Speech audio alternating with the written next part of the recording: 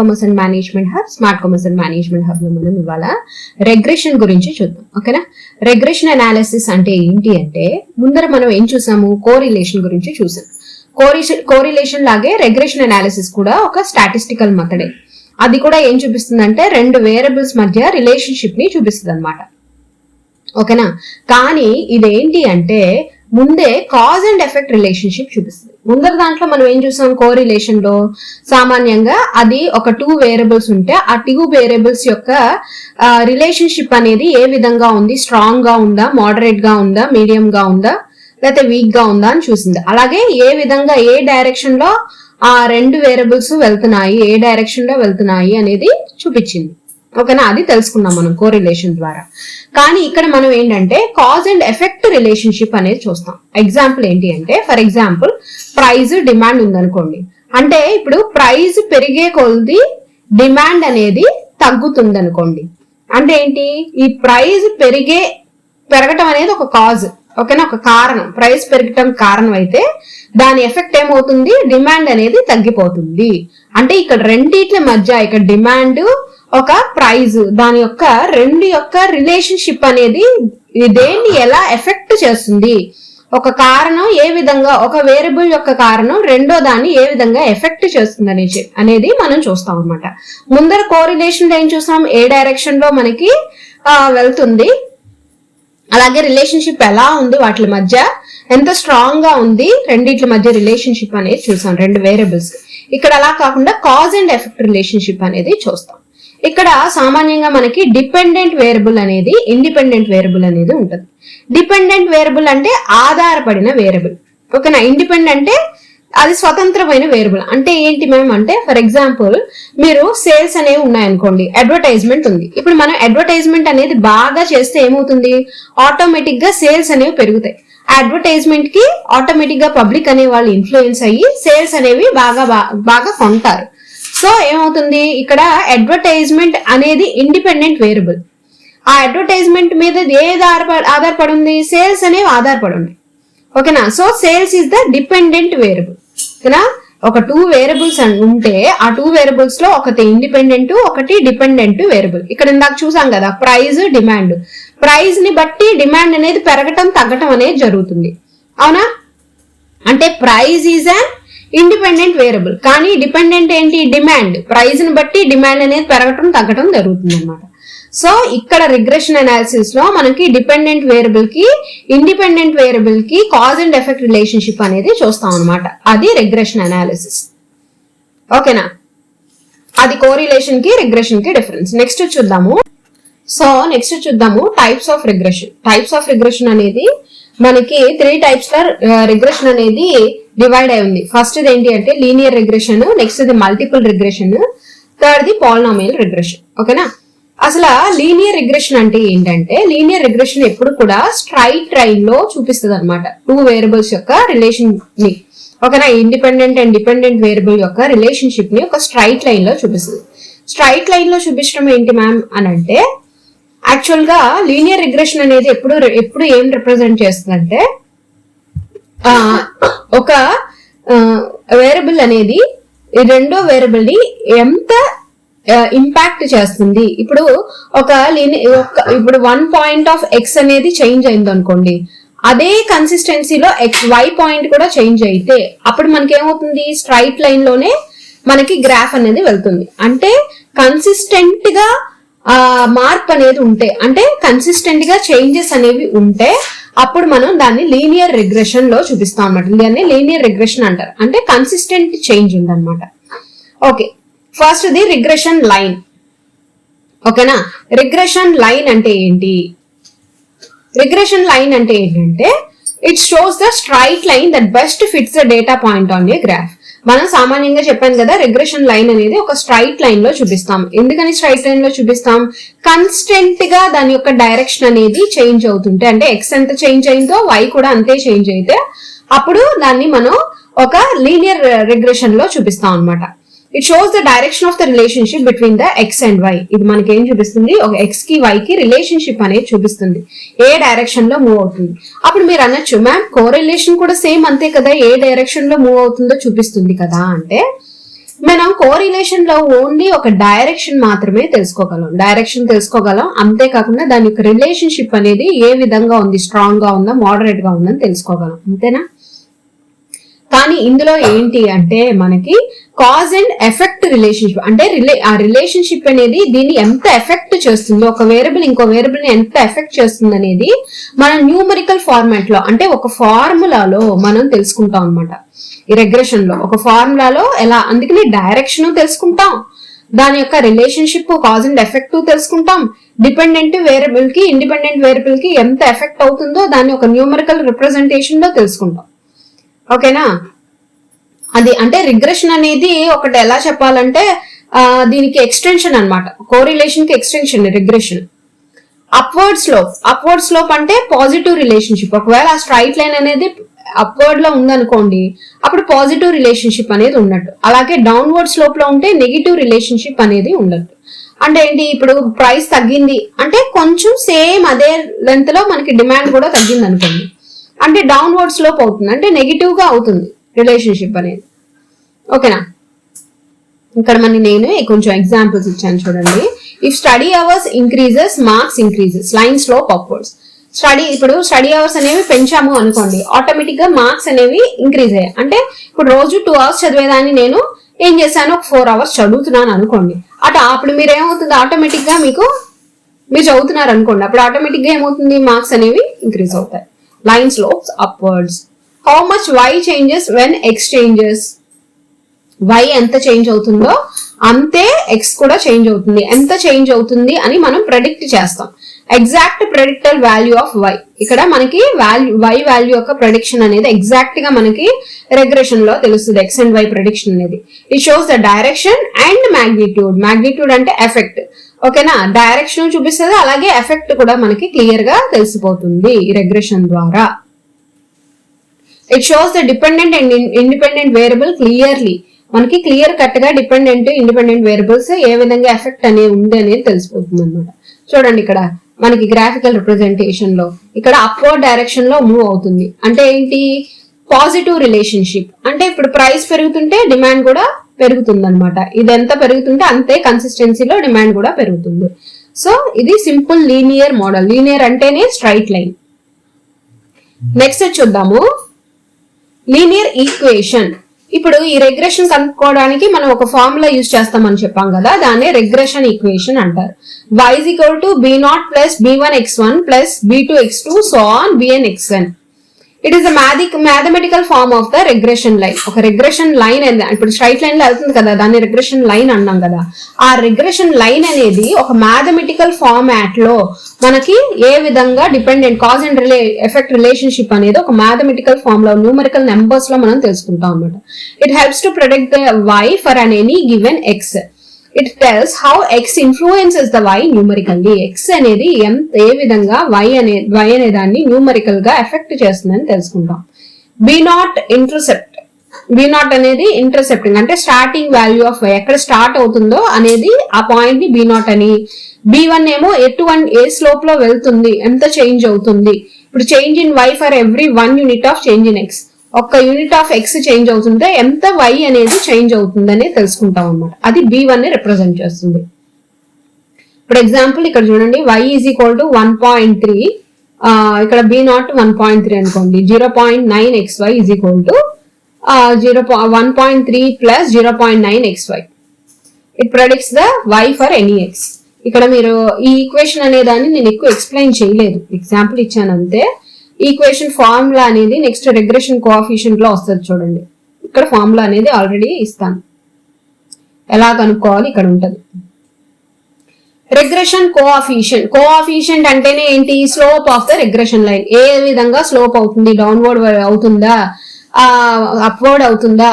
ఇప్పుడు b1 అసలు b1 ఎలా కనుక్కోవాలి అంటే దీనికి ఫార్ములా చూడండి, sigma X minus X bar by into y minus y bar by sigma X minus X bar whole square. ఇది ఫార్ములా. మరి b0 కి ఎలా కనుక్కోవాలి మేము అంటే y బార్ మైనస్ b1x. ఇది formula. y is equal to b0 plus b1x plus ఎర్ర term ఈ అని ఇచ్చాడు. సో ఆన్ b, ఇక్కడ మనం ఏమి ఇచ్చాం, సో ఆన్ సేమ్.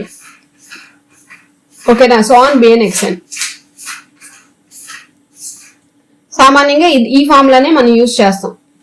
ఓకేనా, b0 ప్లస్ b1x ప్లస్ ఈ ఫర్ ఎర్రర్ టర్మ్. ఏదైనా ఎర్రర్ టర్మ్ ఉంటే b0 అంటే ఇంటర్సెప్ట్, b1 అంటే కోఎఫిషియంట్ ఆఫ్ x. దీని ప్రాపర్టీస్ చూద్దాము. ఇక్కడ x y నేను ఒక ఎగ్జాంపుల్ లో తీసుకున్నాను చూడండి. x y 1 2 3 4 5 6 అనేవి నెంబర్స్ తీసుకున్నాను x y. సో స్టెప్ 1 చూడండి, క్యాలిక్యులేట్ ద మీన్. మీన్ అంటే ఏంటి నేను ఆల్రెడీ చెప్పాను, sigma X bar, sigma X 1 plus 2 plus 3 plus 4 plus 5 by 5 that is equal to 3. 1 plus 2 అంతా 3, 3 ప్లస్ 3 6, 6 ప్లస్ 4 10, 10 ప్లస్ 5 15, 15 బై 5 అంతా 3. So sigma X bar is equal to 3 అనమాట. Y bar is equal to 2 plus 3 5, ఇక్కడ 5 plus 5 10, 10 plus 4 14, 14 plus 6 20 by 5. So 4 answer. ఇక్కడ నేను ఇక్కడ ఒక simple example లో చెప్పాను అనమాట. So you can do in any terms. Calculate b1. b1 slope, b1 అంటే స్లోప్ ఏ విధంగా వెళ్తుంది, కర్వ్ లో వెళ్తుందా, స్ట్రైట్ లైన్ లో వెళ్తుందా, అదే దాని యొక్క రిలేషన్షిప్ ఎలా ఉందనే తెలుసుకుంటాం. దాని b1 ఫార్ములా ఏంటి, sigma x minus X bar into y minus y bar by sigma x minus X bar whole square. దీనికి మనం న్యూమరికల్ రిప్రజెంటేషన్ లో చేద్దాం. 1 మైనస్ ఇక్కడ ఎక్స్ బార్ అంటే 3 కదా మనకు వచ్చింది. ఫస్ట్ మనకు ఉన్న నెంబర్స్ ఏంటి 1 2 3 4 5 అదే కదా x లో ఇచ్చాం మనం. దాని మైనస్ ఇక్కడ మనకి ఎక్స్ బార్ వాల్యూ 3 వచ్చింది కాబట్టి అన్ని 3 తో మైనస్ చేయాలి. అలాగే y బార్ తో 2 3 5 4 5 6 కదా, ఆ నెంబర్స్ తో మనం 4 మైనస్ చేస్తాం. చేసి 2 మల్టిప్లై చేస్తే మనకి 4 1 0 0 4 వచ్చింది. సో టోటల్ న్యూమరేటర్ అంతా 9, డినామినేటర్ అంతా ఇక్కడ మనకి ఏ ఫార్ములా అదే కదా. ఫార్ములా మనం ఏమి ఇచ్చాము, so b0 plus b1x plus error terms ఏమైనా ఉంటాయి. సామాన్యంగా ఎర్రర్ టర్మ్స్ ఏమి ఉండవు, ఈ రెండే ఉంటాయి.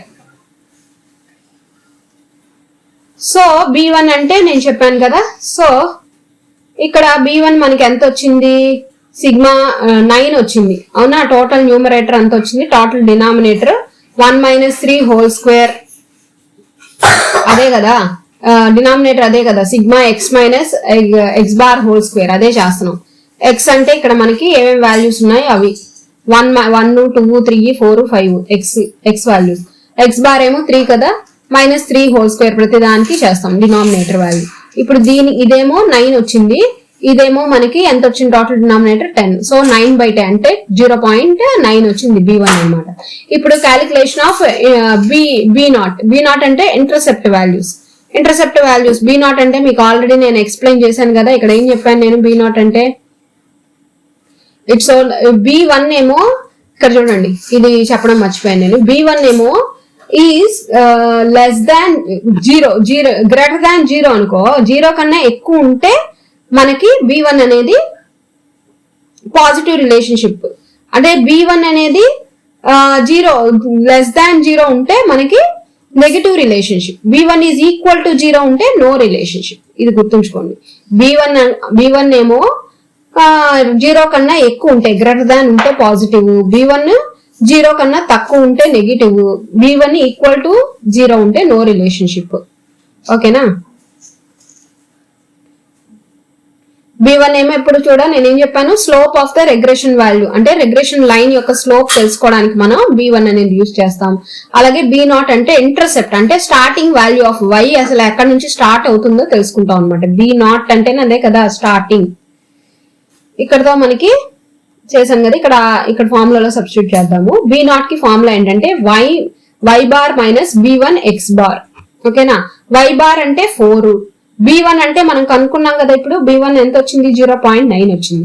g1 0.9, x కూడా కనుక్కున్నాం. x ఇక్కడ కనుక్కున్నాం చూడండి.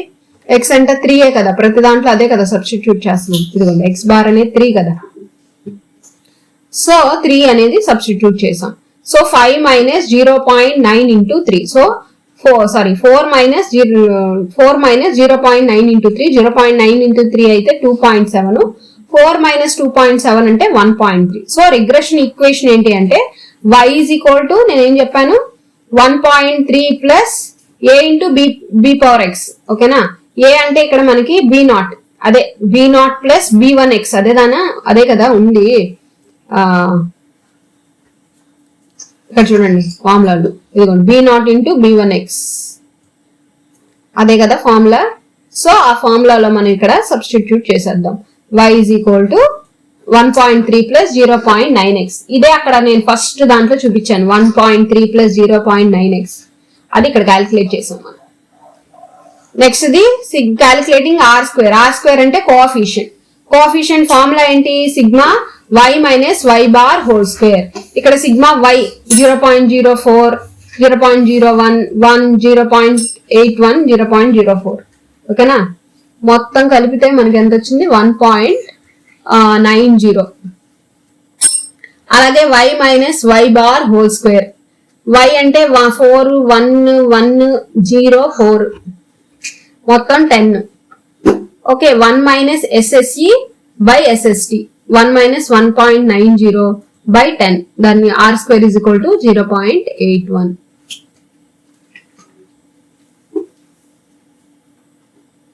సో ఫైనల్ రిగ్రెషన్ ఈక్వేషన్ వచ్చేసి b0 ప్లస్ b1x కదా. సో అదనమాట దాని యొక్క వాల్యూ ఏంటంటే 0. అలాగే కోఎఫిషియంట్ ఏంటంటే 0.81. కోఎఫిషియంట్ ఫార్ములా చెప్పాను కదా, ఇది కోఎఫిషియంట్, రిగ్రెషన్ కోఎఫిషియంట్ ఫార్ములా. అదే మనం చేసాం, b1 b0 చేసాం. ఇక్కడ టోటల్ గా మనం ఏం చేసాం? b0 ప్లస్ b1x చేసాం అనమాట. ఇప్పుడు అక్కడికి మీరు అర్థమైతే చాలు. ఇది జస్ట్ మనకి థియరాటికల్ గానే అడుగుతున్నాడు కానీ ఎక్కడ మనకి సమ్స్ అనేవి అడగట్లేదు. సో ఇక్కడికి మీకు అర్థమైంది కదా. సో రిగ్రెషన్ అనేది ఒకవేళ స్ట్రైట్ లైన్ లో ఉంటే దాన్ని లీనియర్ రిగ్రెషన్ అంటారు. మరి కర్వ్ ఫామ్ లో ఉంటే ఏంటి మ్యామ్ అంటే దాన్ని quadratic regression, exponential regression, logarithmic regression. ఈ మూడిట్లో ఏదైనా సరే కర్వికల్ కింద ఉంటే వస్తుంది అనమాట. when the data shows a curved pattern, ఒకవేళ కర్వ్డ్ ప్యాటర్న్ గనక షో అవుతుంది అంటే ఏంటంటే, ఎప్పుడు మనకి కర్వ్ ప్యాటర్న్ అనేది షో అవుతుంది అంటే ఫస్ట్ ఇంక్రీజెస్ దెన్ డిక్రీజెస్. అంటే ఏదైనా వేరియబుల్ అనేది ఫస్ట్ ఇంక్రీజ్ అయ్యి డిక్రీజ్ అవుతుంది అంటే కన్సిస్టెన్సీ లేదు ఇక్కడ. First decreases then increases, decrease అయింది మళ్ళీ పెరిగింది తగ్గింది, పెరిగింది తగ్గింది, అలా ఉంది అనుకోండి graphical representation. Rate of change is not constant. ఎప్పుడైతే కన్స్టెంట్ గా లేదో అంటే ఇది కొంచెం పెరిగింది, ఎక్స్ పెరిగింది, వై కూడా అంతే పెరిగింది, ఒక కన్సిస్టెన్సీలో పెరుగుతుంటే అది లీనియర్ రిగ్రెషన్ లో మనం చూపిస్తాం, లీనియర్ రిగ్రెషన్ అంటాం. అలా కాదు కర్వ్డ్ ఫామ్ లో ఉందంటే క్వాడ్రాటిక్ రిగ్రెషన్ కింద, ఎక్స్పోనెన్షియల్ రిగ్రెషన్ కింద, లాగరిథమిక్ రిగ్రెషన్ కింద వస్తుంది. దీని గురించి ఎక్కువ ఎందుకు చెప్పట్లేదంటే దీని గురించి అసలు ఏది అడగట్లేదు, మీకు తెలియడానికి నేను చెప్తున్నాను ఇక్కడ. నెక్స్ట్ చూద్దాము మనం మల్టిపుల్ రిగ్రెషన్. మల్టిపుల్ రిగ్రెషన్ అంటే ఏంటి అంటే it extends the linear regression. Linear regression కి ఇది ఎక్స్టెన్షన్ అన్నమాట. మల్టిపుల్ రిగ్రెషన్ అంటే ఇది multiple by including several independent variables. ఇప్పుడు దాకా మనం ఏం చూసాము? ఒక డిపెండెంట్ వేరియబుల్, ఒక ఇండిపెండెంట్ వేరియబుల్ చూసాం. అంటే ఫర్ ఎగ్జాంపుల్ మనం ఏం చేసాం? సేల్స్ అనేది అడ్వర్టైజ్మెంట్ మీద ఏ విధంగా డిపెండ్ అయి ఉంది అని చెప్పేసి చూసాం. ఓకేనా? ఇక్కడ అడ్వర్టైజ్మెంట్ అనేది ఒక ఇండిపెండెంట్ వేరియబుల్, సేల్స్ అనేది డిపెండెంట్ వేరియబుల్. ఇక్కడ అలా కాకుండా అడ్వర్టైజ్మెంటే కాకుండా ప్రైస్ మీద అంటే కాంపిటీటర్స్ ప్రైస్ మీద, అలాగే మనం ఏర్పాటు చేసిన ప్రైస్ మీద అంటే మనం పెట్టే ప్రైస్ మీద, వీటిలన్నిటి మీద సేల్స్ అనేది డిపెండ్ అయ్యి ఉందనుకోండి, సేల్స్ అనేది ఇన్ఫ్లుయెన్స్ అవుతుంది. అంటే ఒక dependent variable several independent variables అనేవి ఒక డిపెండెంట్ వేరియబుల్ ని ఎఫెక్ట్ చేస్తున్నాయి అనుకోండి, ఎఫెక్టింగ్ ద అవుట్పుట్. ఇక్కడ సేల్స్ అనేవి అవుట్పుట్. అప్పుడు దాన్ని మల్టిపుల్ రిగ్రెషన్ అంటారు. ఇక్కడ మనం ఏం తెలుసుకుంటున్నాం? సెవరల్ ఇండిపెండెంట్ వేరియబుల్స్ కి ఒక డిపెండెంట్ వేరియబుల్ మధ్య కాజ్ అండ్ ఎఫెక్ట్ రిలేషన్షిప్ అనేది తెలుసుకుంటున్నాం. అందుకనే దాన్ని మల్టిపుల్ రిగ్రెషన్ అన్నారు.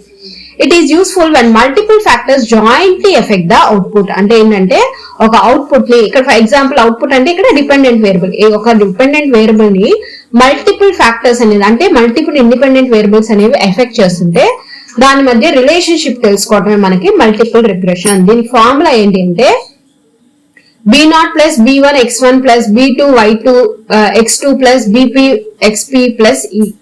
ఓకేనా? ఇది మనకి ఫార్ములా అన్నమాట. ఓకే,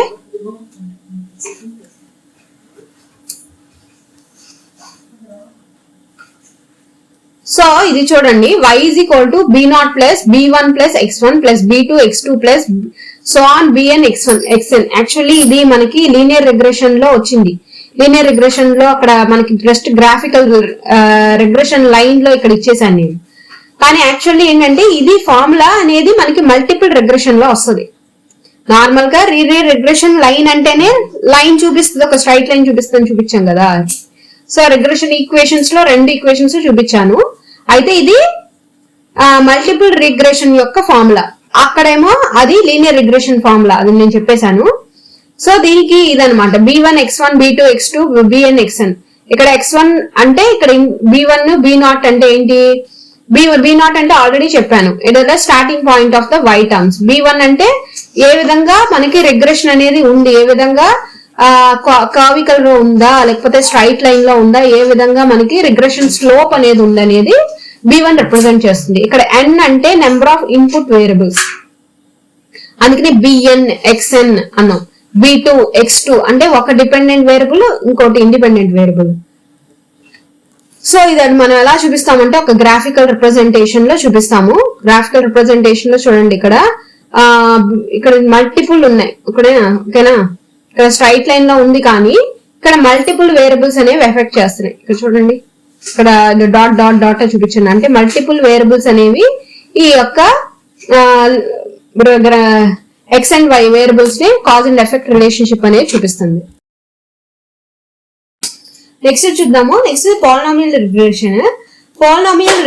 పోలినామియల్ రిగ్రెషన్ ఏంటంటే దీన్ని నాన్ లీనియర్ రిగ్రెషన్ అని కూడా అంటారు. ఎందుకంటే ఇది నాన్ లీనియర్ రిలేషన్షిప్ అనేది చూపిస్తాను. లీనియర్ అంటే ఏంటి, స్ట్రైట్ లైన్.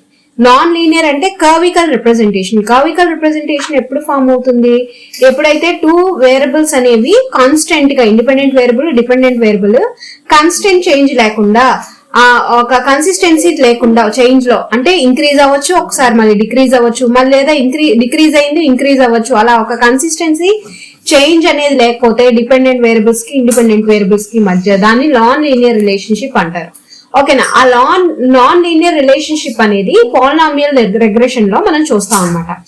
దీనికి ఫార్ములా ఏంటంటే y is equal to B0 plus B1x plus B2x2 plus B3x3 plus Bn Xn. మనం ఇక్కడ x అనేది చూసారా, x అంటే ఏంటి, ఇండిపెండెంట్ వేరియబుల్స్. సామాన్యంగా నేను ఆల్రెడీ ముందర చెప్పాను, ఇండిపెండెంట్ వేరియబుల్స్ ని ఇక్కడ మనం x2 x3 తో రిప్రజెంట్ చేస్తాం. అది ఇక్కడ డిఫరెన్స్ అనమాట. ఎందుకంటే ఇవి నాన్ లీనియర్ రిలేషన్షిప్ కాబట్టి అక్కడేమో x1 y1 x1 x2 y2 x3 అలా చూసాం కదా, ఇక్కడ x2 పవర్ కింద రిప్రజెంట్ చేస్తాం, x1 x2 x3 అని. So y is equal to predicted output. అదే కదా మనం ఏదైతే అవుట్పుట్ కి దీనికి డిపెండెంట్ వేరియబుల్స్ కి రిలేషన్షిప్ చూస్తున్నాము. సో x అంటే ఇన్పుట్ వేరియబుల్స్, ఏవైతే ఇండిపెండెంట్ వేరియబుల్స్, y ఏమో డిపెండెంట్ వేరియబుల్. సో నెక్స్ట్ చూద్దాం. అండ్ అంటే పాలినామియల్ డిగ్రీ మనం కనుక్కుంటాం. దీన్ని ఏ విధంగా గ్రాఫికల్ గా రిప్రజెంట్ చేస్తాము అంటే, మీరు అనుకోవచ్చు మేము ఇంకా సమ్స్ చెప్పరా అంటే, మనకి సమ్స్ అవసరమే లేదు. జస్ట్ మనం ఇవేంటి అనేది తెలుసుకుంటే చాలు. రిగ్రెషన్ లో మెయిన్ గా మనకి ఫార్ములాస్ అవి ఏ విధంగా వెళ్తున్నాయి, కర్వ్స్ అనేవి ఏ విధంగా వెళ్తున్నాయి, లీనియర్ రిగ్రెషన్ అంటే ఏంటి, మల్టిపుల్ రిగ్రెషన్ అంటే ఏంటి, ఇవన్నీ టైప్స్ ఏంటి, లీనియర్ లైన్ ఏంటి, రిగ్రెషన్ లైన్ ఏంటి, ఇవన్నీ మనకు తెలుసుకుంటే చాలు అనమాట. దాని మీద క్వశ్చన్స్ అడుగుతున్నాడు. సో పాలినామియల్ మోడల్లో చూడండి, ఇక్కడ గ్రాఫికల్ రిప్రజెంటేషన్ చూసారు. ఇక్కడ కర్వ్ ఇప్పుడు దాకా స్ట్రైట్ లైన్ లో చూసాము, మన ఇక్కడ కర్వికల్ రిప్రజెంటేషన్ లో ఉన్నాయి. ఇక్కడ మల్టిపుల్ ఇండిపెండెంట్ వేరియబుల్స్ ఉన్నాయి, డిపెండెంట్ వేరియబుల్ ఒకటి ఉంది. సో అది ఏ విధంగా y యాక్సిస్ తో స్టార్ట్ అయింది, ఇక్కడ స్టార్టింగ్ పాయింట్ B0, ఇక్కడ స్టార్ట్ అయింది ఏంటి అంటే B0 అంటే dependent variable starting point. So B1 x1 x2 x3 ఇక్కడ ఇండిపెండెంట్ వేరియబుల్స్. B1 ఏమో స్లోప్ ఆఫ్ ద లైన్ చూపిస్తుంది అనమాట. స్లోప్ అనేది ఇక్కడ కర్వికల్ గా ఉంది కదా, ఆ స్లోప్ ఏ విధంగా వెళ్తుంది అనేది చూపిస్తుంది. అది ఇక్కడ మనం పాలినామియల్ మోడల్ లో చూసాం అనమాట. ఇక్కడతో మనకి రిగ్రెషన్ అనేది